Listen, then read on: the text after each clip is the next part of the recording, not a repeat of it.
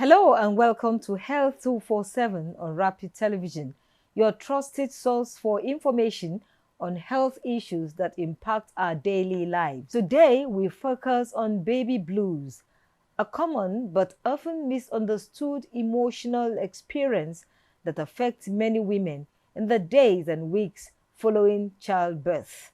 I am Josephine Bitrus.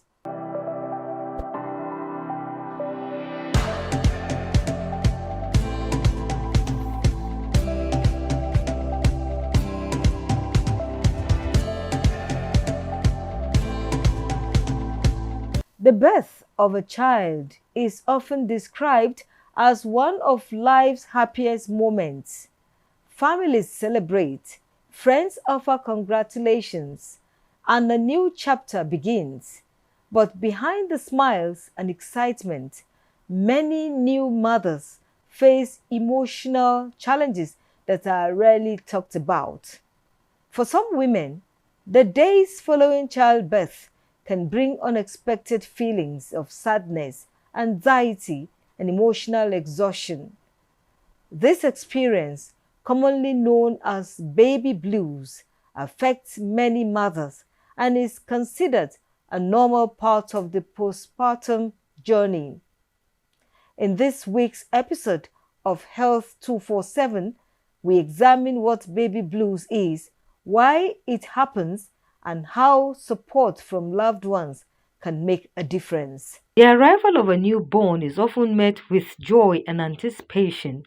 It marks the beginning of a new responsibility and a new bond between mother and child.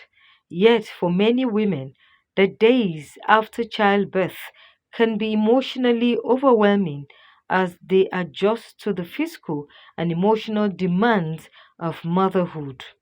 Healthcare professionals refer to this temporary emotional experience as baby blues. It is characterized by mood swings, crying spells, anxiety, irritability, and feelings of being overwhelmed. Experts say these feelings are largely caused by rapid hormonal changes after delivery, combined with fatigue, lack of sleep, and the challenges of caring for a newborn. Baby blues is something that happens to women who have just had their babies. Now, this occurs in the postpartum period. It is characterized by sudden change in their moods. So they go from being suddenly happy to being suddenly tearful.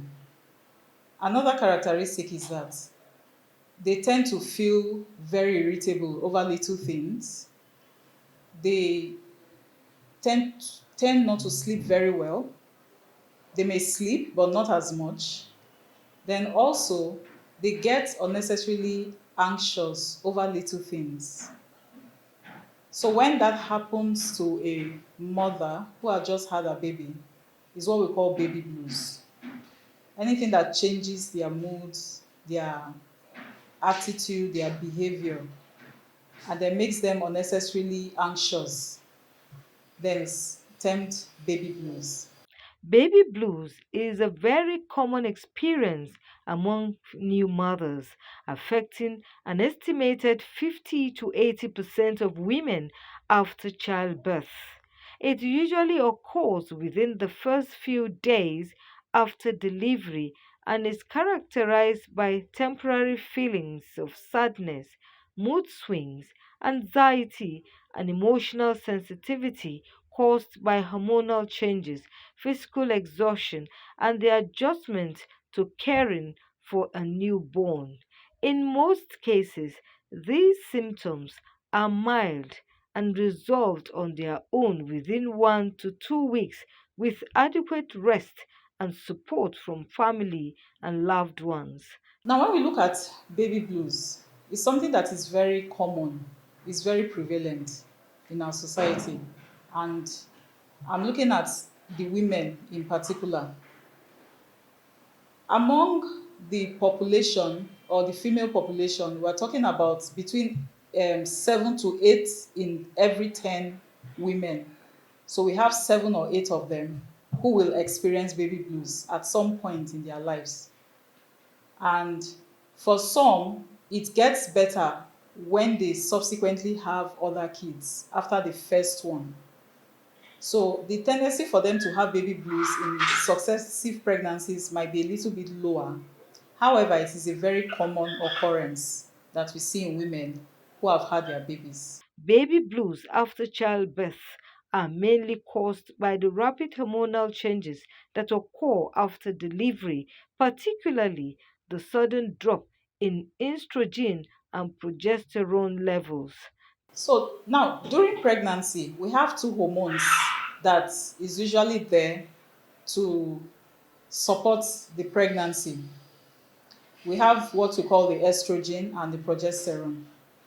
During pregnancy, they usually peak, so they go up because these hormones are very essential for the pregnancy to progress. Immediately after delivery of the baby, these two hormones will suddenly plummet. So maybe after like around 24 to 48 hours, the whole baby blues thing now begin to seep in, and then the woman, and then most especially when she is sleep deprived. So sleep deprivation too can also result in a woman experiencing baby blues. And then the sudden realization that she's responsible for a very helpless, complete human being who cannot do anything for itself except to cry and feed. So all these things heightens the anxiety in a new mom. She begins to question her abilities and feel that she's not even doing enough. So these are some of the things that happens that result or give rise to baby blues in women. Families can recognize the symptoms of baby blues by paying attention to emotional and behavioral changes in a new mother, such as frequent crying, mood swings, sadness, anxiety, irritability, difficulty sleeping, fatigue, and feelings of being overwhelmed. Now, for family members who are around mothers who have just had their babies, could be a first time mom or a second time mom or a third time mom, whatever the case. Whenever you notice that the mother is beginning to cry unnecessarily, you cannot even trace the source of her worry or of her tears. That's one thing to, I mean, when you see that, you begin to consider she may likely be experiencing baby blues. Another thing is when she's having a mood swing, she goes from being happy to crying all of a sudden without warning. Another thing is that she might just complain that she's just having stomach upset. You cannot really explain. It's not like she's having diarrhea, not like she ate something contaminated, not that she even drank anything that she was not supposed to drink. She just suddenly complained of stomach upset.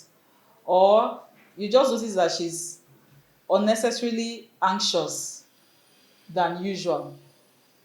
So these are some of the things. She might complain of fatigue, she might complain of headache. So by the time you are noticing these things, then it's an indication that she may be experiencing baby blues at that point. And it is interesting to note that baby blues usually happens maybe like around 48 hours after delivery of the baby, up until 2 weeks after.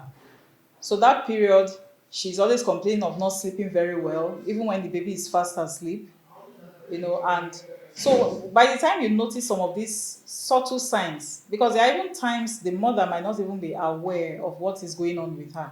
So as a loved one or a family member or a friend or a relative around this particular group of women, is best to have that understanding so that when you see it, you quickly pick it on time and then find ways to help her. Baby blues usually begin within the first 2 to 3 days after childbirth and typically last for about 1 to 2 weeks.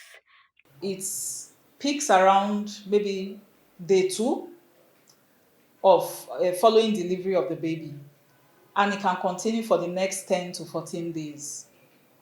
So between the 10th and the 14th day, it gradually starts waning. By that time, the mother is already accustomed to the new normal. Now she's going from being a single wife, she's going from being a single person or just being a wife to being a mom. So that transition period, she's already adjusting to it gradually. And then the whole baby blues wanes off, and then she's facing the reality of her new normal, and then she's gradually, embracing the whole experience. So yes, we are talking about maybe roughly 2 weeks thereabouts, 10 to 14 days. Baby blues and postpartum depression both affect a mother's emotional well being after childbirth, but they differ in severity and duration. Postpartum depression, vis-a-vis baby blues, they are two different things. Especially when we want to look at it from the onset, when it starts, want to look at it with the duration, want to look at it in terms of severity, and then want to look at it in terms of, okay, what kind of intervention do we give? Now, if we're looking at the onset, for baby blues, it starts around the second day after delivery, and then continues for maybe the next 2 weeks, or between 10 and 14 days, and then it wanes off. Now, for postpartum depression, please note that there are some women who can go from having baby blues to postpartum depression. For some others, it doesn't follow that course. But if you notice that baby blues extends beyond the second week and is becoming more severe in the symptoms, she's beginning to exhibit more severe symptoms, then it's already a postpartum depression. Another thing is, we look at the severity. For baby blues, she's occasionally crying, she may eat, she might sleep, even if it's not very sufficient. But for postpartum depression, she goes from feeling an overwhelming sense of hopelessness, helplessness. She doesn't even sleep at all. Even when the baby is sleeping, she won't even bother to catch sleep. She's probably not eating. She's beginning to question her abilities as a mom. She's thinking she's not enough. She becomes excessively anxious. For postpartum depression, they don't even want to see their children, I mean the baby, at all. They don't even want to set eyes on the baby. They don't even care. So they are kind of emotionally and physically detached from their baby. The baby might be crying and they will not bother to pick the baby up. But for somebody having baby blues, she may still pick the child up. She might still attend to the baby. She loves the fact that she's a mom, just that she's not able to cope with the whole transition and then the sleeplessness, which over time she gets over. Now, for baby blues, it wanes off. Within 2 weeks, she's forgotten about it. It's temporary. But for postpartum depression, it's even more, it's severe. It comes to stay. It comes to stay. It doesn't wane off. It even gets more severe. And at that point, there is need for intervention to take the mother to the hospital, to get professional help. At that point, she might even need some therapy, either, some, yes, therapy and as well as medication in order to get over that depression. A mother should seek professional help if the symptoms of baby blues persist beyond 2 weeks, become more severe, or begin to interfere with her ability to care for herself or her baby. When a mother needs to seek professional help is when she's realizing that she's no longer able to cope with the condition and it has lingered after 2 weeks period. Sometimes I would even advise that you don't wait till that 2 week mark to seek help. If you're already noticing that her symptoms are getting worse, she's gone days without sleeping, she's not eating, she's not taking care of the baby soiled the pampers, she's not even bothering to change it, she's asking questions that she's not meant to ask, she's beginning to say things that you are like, no, this is not usual, then it's best to seek help, get professional assistance, get somebody to see her, or just encourage her, and you both go to the doctor and then see what can be done from there. Spouses and family members can support mothers experiencing baby blues by offering emotional reassurance, listening without judgment, and helping with daily tasks such as caring for the baby, preparing meals, and managing household chores. So, one way spouses and family members can provide support is to, first of all, get educated. In fact, that's the first thing. Know what these things are. Know that it is not an affliction. It is not it is not a punishment from the gods or anything of that nature. It happens. It's almost biological. You see, it can be helped. It is not her fault. So get educated, have an understanding of what is going on, then try to judge her less. Don't make her feel inadequate. Don't make her feel that she's doing too much or doing too little regarding her baby. Try to reassure her. Another thing is protect her sleep. Protect it as much as you can. If there is any way you can help the mother to be able to regain at least 4 hours of sleep at a stretch without any interruption, it's going to do a whole lot of good to her, more than what anybody can ever imagine. Encourage her to express her breast milk. It is not compulsory that a baby must suck directly from the breast of the mom. She could give feeds and at the same time express so that another loved one can take turns carrying the baby. They can also help around the house, do a lot of chores for her. But just as much as possible, that sleep is very important for new moms because that's the only way they can catch up and catch their breaths. Although baby blues can not always be prevented, its effects can be reduced through proper prenatal care, adequate rest, a healthy diet, stress management, and strong emotional support from spouses, family members, and friends. Baby blues is almost a biological phenomenon. You cannot necessarily prevent it. However, you can help give the mother a kind of soft landing or a smooth sail between that transition from being this person she was to this person she has now become because of the presence of a helpless human being, aka the baby. So at that point, you, like I said, as a family member, as a loved one, it's not the time to want to pay visits to the mom and then keep her talking in the living room. The last thing she wants is to talk. Most times she wants, she would appreciate with some help with the baby as well as doing chores for her. So it's not a time to visit. I'm referring to visitors now. It's not this. Usually, in our society, whenever we want to go and visit new moms, we think they need company. So you go there and start talking and start giving stories about maybe if you had a child in the past, how you went through. She probably doesn't need that at the moment. She needs some peace and quiet. She needs people who are highly emotionally intelligent to know that, okay, this woman needs help at this point. So what can I do to help her so that she can get more sleep? You see, so these are the things that can help to reduce the effect of her, having that baby blues for that protracted period of time. So there are ways to help. Lastly, I will just say that, finally, on this note, I will just say that baby blues cannot exactly be prevented because it's a hormonal thing. It's something that happens at the hormonal level. Nobody controls hormones. It is just what it is.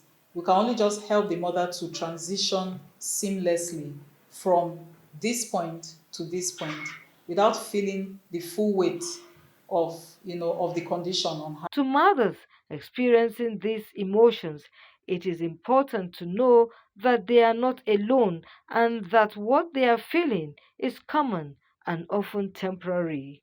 Now, for new mothers who are going through this, I have just I have an encouragement for you. First of all, I want to assure you that this is temporary, it's not permanent. Okay? And it's not you're not experiencing it because you lack ability. No. Or you lack the drive. No. Secondly, I also encourage you to seek help, seek assistance. Don't be afraid to ask for help. Do not be afraid to, turn down anything that will meddle or interfere with your mental health and well-being. If receiving too many visitors is going to stress you unnecessarily, there is no book, there's no manual that says you must receive them. You can always politely take your excuse and insist that you want to rest. Okay? So don't be afraid to ask for help. Don't be afraid to leave things that should be done undone. That's fine. It's okay to have a messy laundry. It's okay to have a messy house. That's okay. It's a passing phase. It's a phase. So don't beat yourself too hard in the chest. My encouragement to also the loved ones is this: please get as much education as possible, and try to cut the new mother some slacks. Do not judge her efforts, do not question her abilities. Let things just slide. As much as possible, help the mother, because that's what she needs, that's what she will appreciate. Also, new mothers are looking for people who will just listen to them. You know, many times they just want to talk. It's a new experience for them. They are so shocked sometimes. They can't believe how a baby can be crying non-stop for no reason. So they just want someone to listen to them. At that point, they just need a listening ear. So be that listening ear to the mother. Listen to whatever she has to say. And then do not be in a hurry to advise her. She probably doesn't need that at that moment.